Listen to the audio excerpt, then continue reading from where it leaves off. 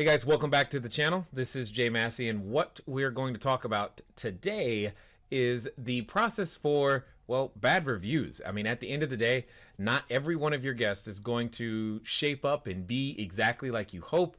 And what can cause some consternation, some trouble, or some anxiety sometimes is, how do I say that? What do I do? What's the process behind it?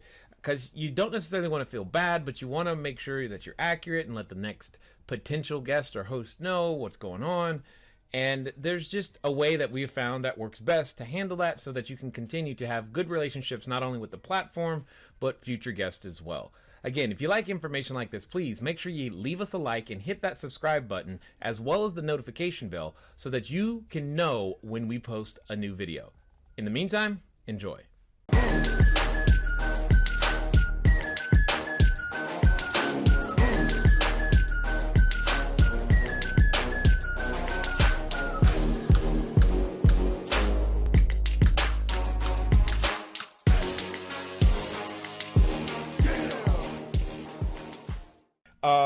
Do I have a process for leaving a review for a bad guest? Yes, I do have a process for leaving a review for a bad guest. And again, this is one of the reasons why I like Smart B&B as an option, because they help you to manage your messaging. So cashflowdiary.com/manage messaging is the tool that we're talking about right now when I say Smart B&B. All right. So here's the thing. Here's the thing that I want to make sure that I communicate to you. Is that one of the features inside there is that it says it has a quote-unquote bad review feature. So number one, whatever I'm going to say, I'm going to use what they call their bad review feature.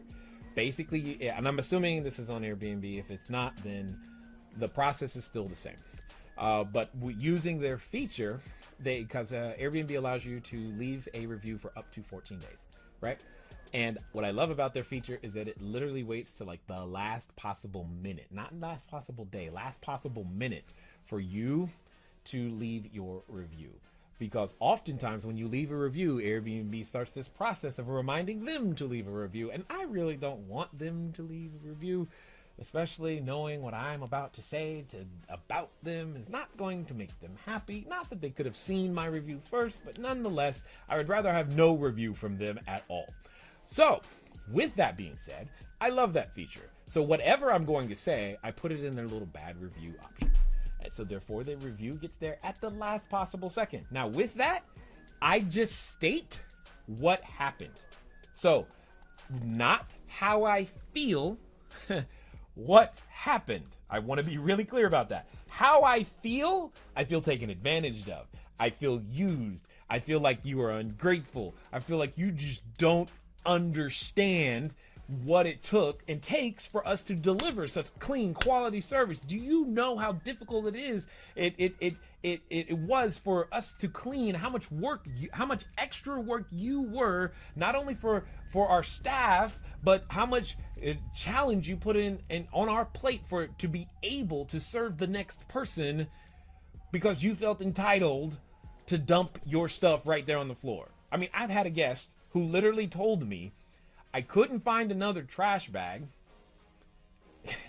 so I left the trash on the floor. Sorry about that. I'm like, okay, hold on. Wait, what? And they were there for about, I think it was 10 days, and they said they had a kid with them. So I'm sitting here going, okay, are you legit telling me that you had time to complain about everything else? And when I mean everything else, I'm talking everything else, but never once mentioned you needed another trash bag?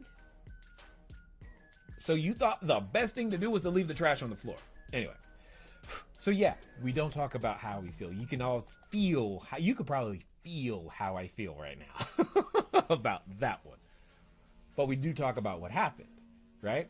So I'm looking at your post here. What happened? The review is Frank. I'm making up the name of the guest. Frank had a reservation for 3. 6 people showed up. I requested additional funds for the additional guest. I did not get a response.